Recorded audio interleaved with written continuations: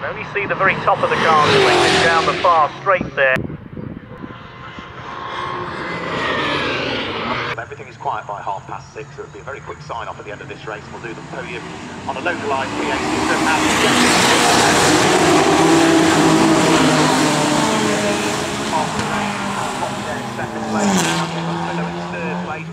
Our race leader is about to head over the start-finish line. Johnny Moldham, quick out of the box.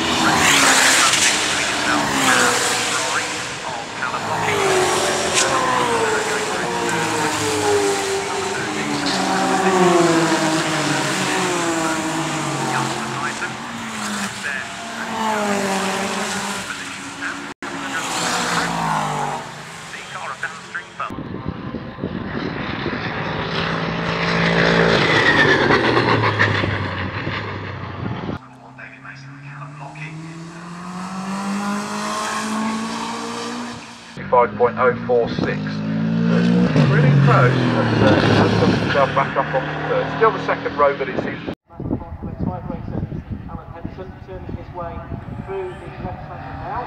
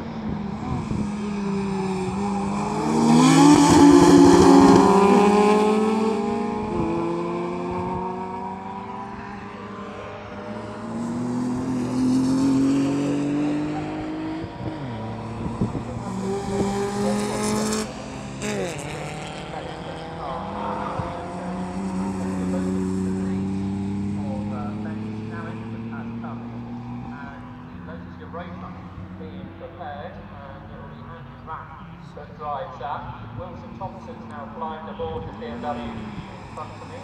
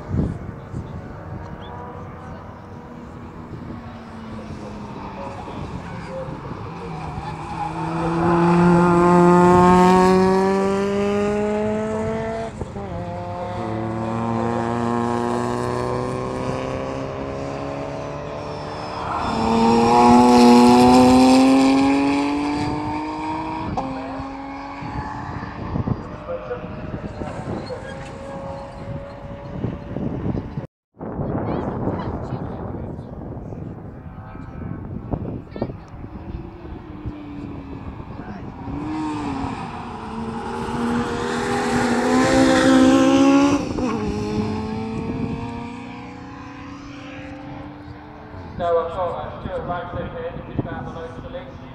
How was that thing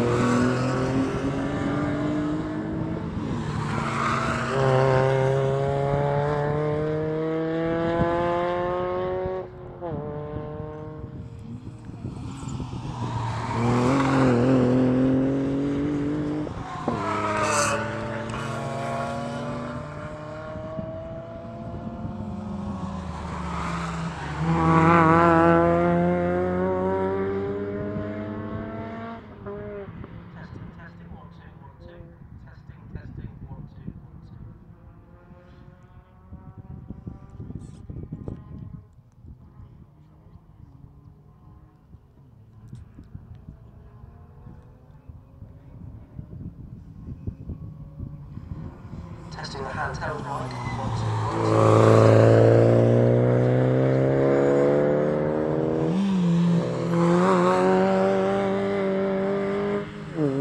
two.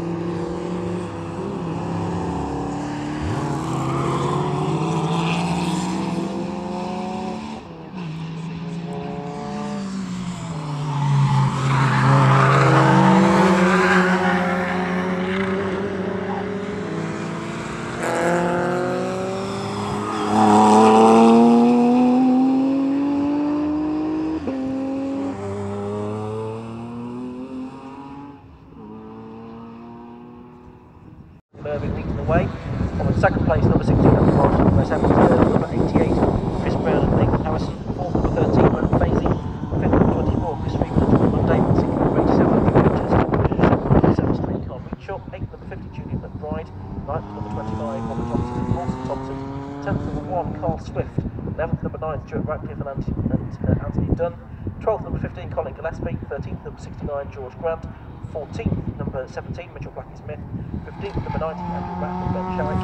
16th, number 21, Cole. 17th, number 20, Mark Lewis and Andrew Bowens. 18th, number 188, Carl Graham Kelly. 19th, number 149, Bezic. 20th, number 82, David Smith and Nick Dougal. 21st, number 316, Simon Mayers. 22nd, number 71.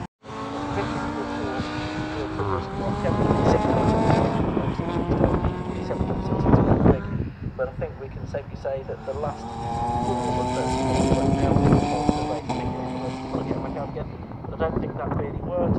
One of those cars that hadn't come in, which I think is the Monday Freeman Civic, now is in for its driver stop, and also one of the MX-5s as well. I think that's George Grant that's got out of that, who's sheared an experienced Mazda driver will be getting into that one.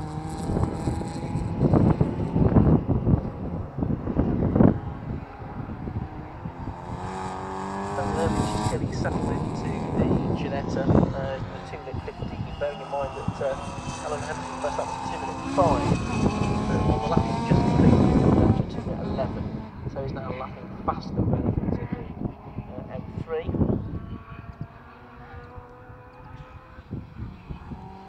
Ian, I caught up with Chris Brown, who got out the Aston Martin. How was the stint for you? Rather hot. It's a bit sweaty in there, and it's non-stop, and you know it's quite tough on your shoulder muscles and things all the way around. How's the Aston Martin running? It's running really smoothly.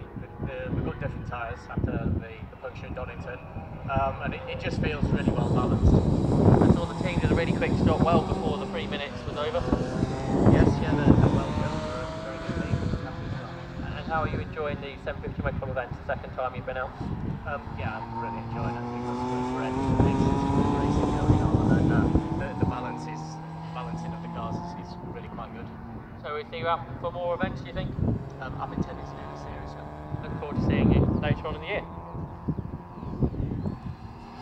Thanks very much, Josh.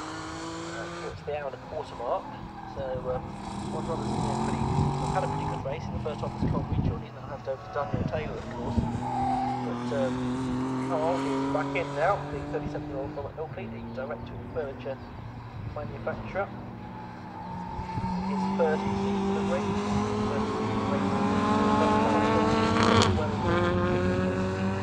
Good experience. Trying to talk to you a bit about Matt Fazy, number 13, who is running third in Class B at the moment. So he's on 38 years of age. Did a few compact cup races before starting out with this Portman 6.8 earlier on this season.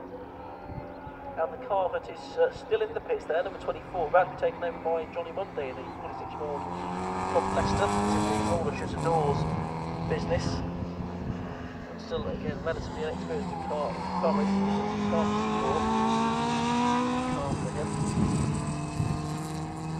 As you can see, Paul Sheard coming out now in the car that he's taken over from George Grant, number 69.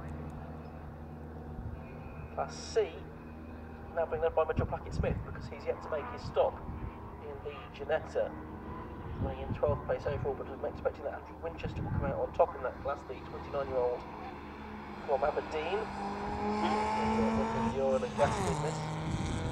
He was the Scottish Fiesta champion, race winner with second overall in 2006 and 2007, podium in the Mini Cooper Cup in Scotland in 2008, a race winner in the Scottish Compact Cup in 2015, and a podium finisher in Club Enduro down here last season in his E36 Compact with the 328, so 2.8 litre engine.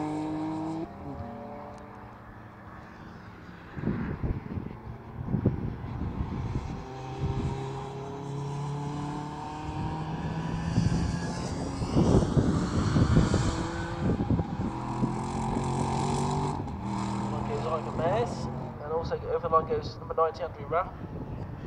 Lotus europa, but the race lead still being held by Alan Henderson on at 2 minutes 10 with a 1 minute 17.74 advantage, so over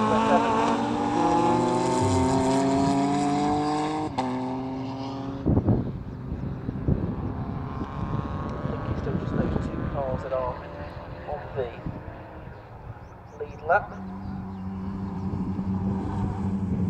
As Nathan Harrison goes through. And he's just done the fastest lap time in that car of the race so far, a 2 minute 12.17, so Nathan Harrison going faster than Chris Brown did in the first half of the race. And I think that is the third fastest lap we've seen, or third fastest car to set a lap that we've seen, a 2 minute 12.45 previously for back down the order. Carl Swift very much one to watch here though. So his relatively early pit stop. He's there in 5th position, car number 1.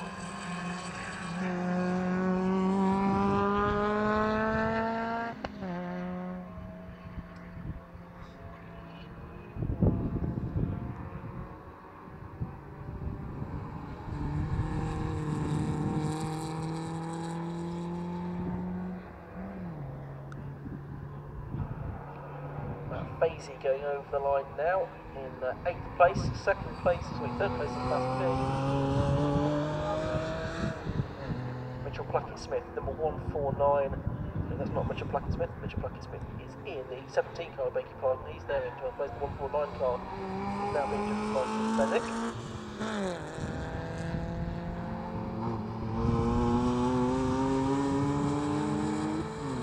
So now it's 17 minutes of the race gone. 43 minutes left to go.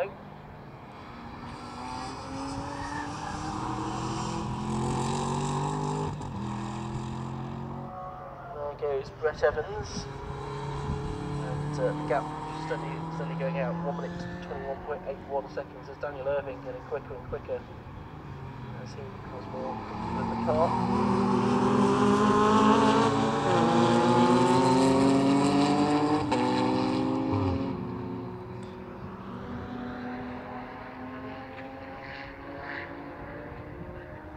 Close battle. This is for position as well that's coming through Coram now, because this is Carl Swift right behind. Actually, that's not for position, that's the slow car that's passing. It's just ahead of a car that he is battling with for position. It's just got ahead of that, that's the other now, but you've got Carl Swift, and then you've actually got the number 9 car now, which is upper position. That's the car which Anthony Dunn has taken over, so he's right behind Carl Swift now. So he's 6th, Carl Swift is 5th, Lotus 10, the Honda Civic, the Luke Ron Boston Racing Run.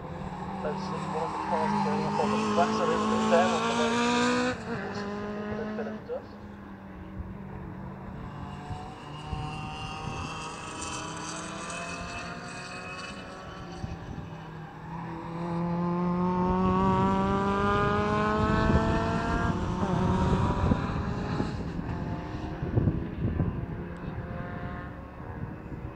So Henderson and Irving now looking in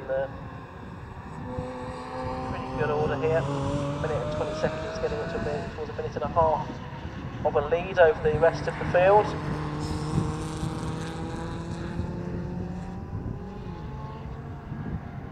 Looking for other battles though, actually for 3rd and 4th. Carl Veetshaw just ahead of Nathan Harrison there, so the Aston closing in on the M3 for the final podium position. A couple of seconds back as well, and they were right together. About where they are on the racetrack. Now this is always the difficult bit, isn't it, in these here they are coming through Coram, and they have not switched positions. The BMW pulled out, if anything. So that is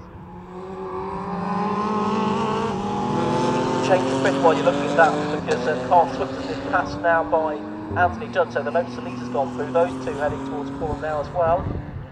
Julian McBride going slowly, isn't he? So this is the battle for 3rd coming across the line now. David Taylor being chased by Nathan Harrison. That Aston Martin much quicker in a straight line than the BMW, but the M3 stays ahead. Chris Brown telling me after off mic that he was involved in a bit of contact at one point, but that seemed to affect the Aston. And Nathan Harrison now is 8 tenths behind.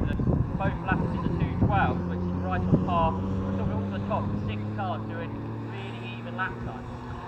The race leader, though, is about to lap the cars in 5th and 6th positions, Anthony Dunn and Carl Swift. And they're up at the Wilson hairpin now, and it looks like Ginetta has gone past Carl Swift. He's about to lap the man in 5th position as well here.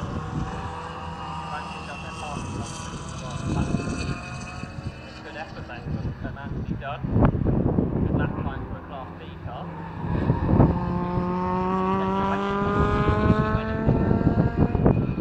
Possibly so, although we have had the leader sort of come through between them, and that might have caused a bit.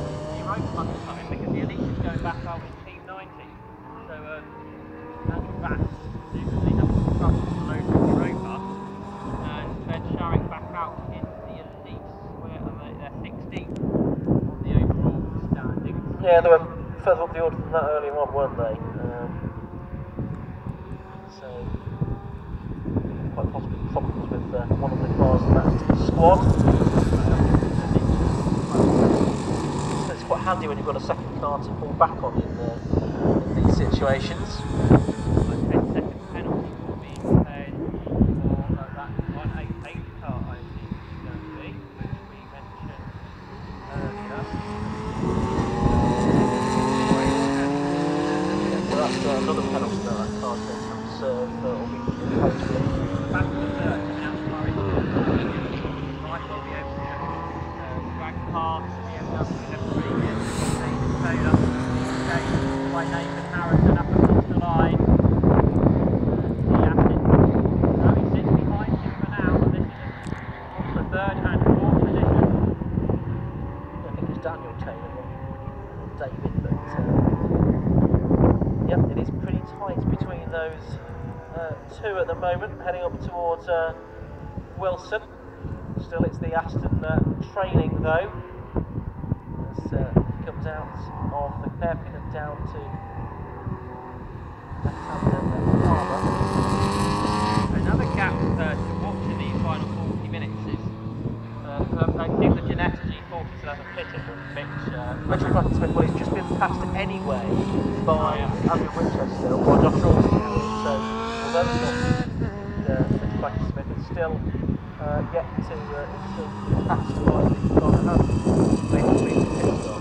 Further feeling back in Nigel Green, relaxed on the last lap, 3 seconds a lap faster, and of course Nigel Green's a very experienced endurance racing driver, so you'd expect him to be consistent.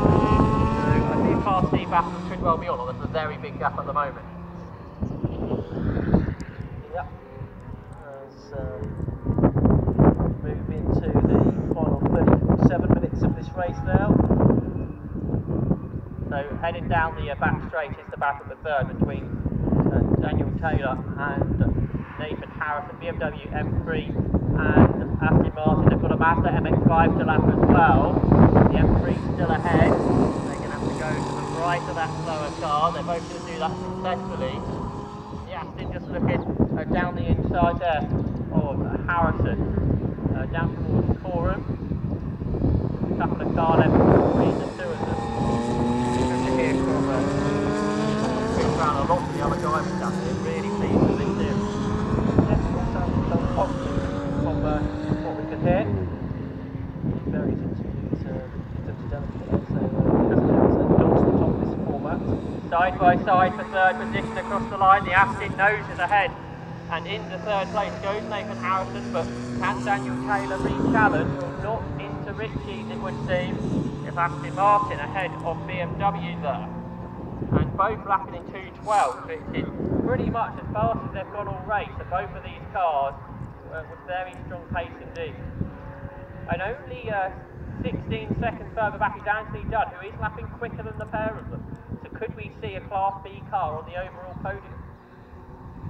Not impossible, is it? That we see that. Those are laps just going back to what you were saying about the positivity of the drivers about the series, of course, that's something that a few of them mentioned. That's why we've got a lot of the race the Duscot and we'll see the North Wales circuit, so look forward to that one in July. Wilson Thompson is chasing down Cole Swift for 6th place, just 2 seconds between them. Wilson Thompson just a personal best, 2 minutes 12.58. Raced the Ginetta last season, did Thompson. That was there. So Thompson just goes through the middle of 2 Mazda MX-5s, which he was lapping. He passed both of those, and now Wilson Thompson will have to do the same. That's Honda Civic being chased by BMW M235i. Good looking car, man, isn't it? The BMW as well. As I mentioned, a lot of those in Germany, BMW made a special racing spec version of it.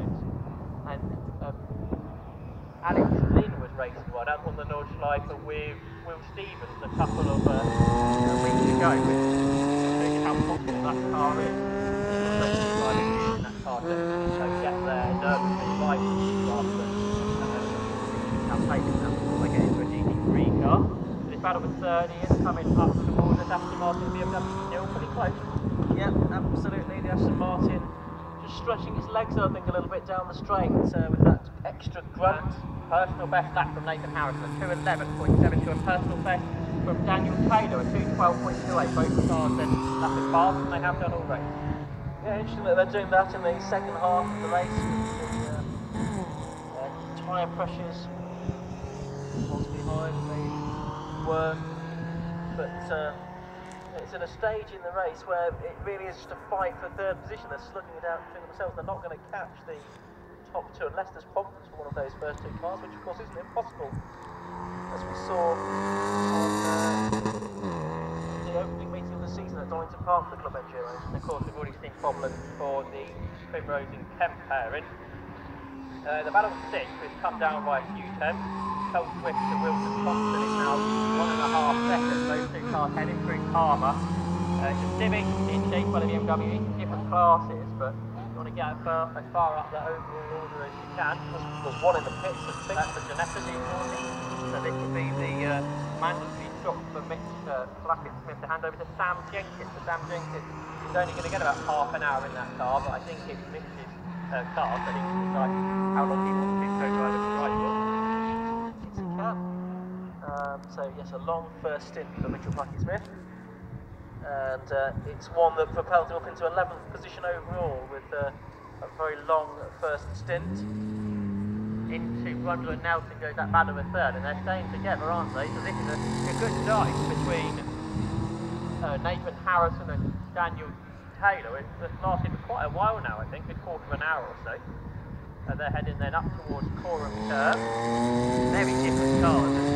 We heard these guys down there having to carry balance on the cars to get them down the power to weight ratio. 150 kilos of balance on the Aston Martin.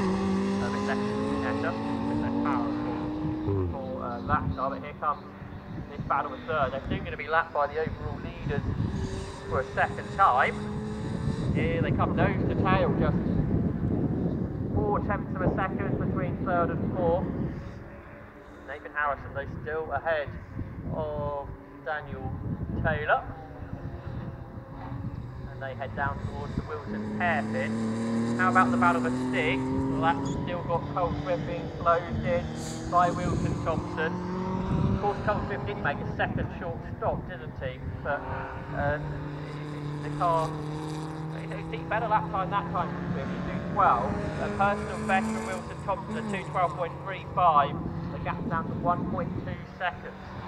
Yeah, so looks like we might have that change for 6th place before much longer. So that would be not 1 Class B car ahead of Cole Swift, but 2 Class B cars ahead of Cole Swift. Looks the Anthony Dunn Lotus Elise is already up there. Heading up towards Anthony now. That back which took about is heading out of Palmer.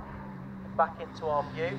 It's probably still around about the same gap between Carl Swift and the young driver Wilson Thompson. Nigel Greenstill's got the Class C lead gap down to 53 seconds to Josh Orr, so it's coming down. I don't think at this stage it's coming down enough. Half an hour still to go. It's a long time, but I don't think that's quite enough at that rate. 7 seconds since we last spoke about it. That didn't sound. That's the Civic. That's had a few issues, hasn't it? That's now end of it's struggling for a gear across the line. Yeah, we've just had an hour and a half of this race, though, so let me give you a rundown on the order. The leader is number 12, which is Daniel Irving in the Ginetta. In second place, a minute and a half very nearly behind now, is number 16 car, Brett Evans. Third place is number 88, Nathan Harrison. In fourth place is number 73, Daniel Taylor. In fifth place is number 9, Andrew Dunn. Sixth place is number 1, Carl Smith. Seventh is number 25, which is Wilson Thompson. Eighth is number 13, Matt Fazy. Ninth place, number 24, which is the car of Johnny Monday.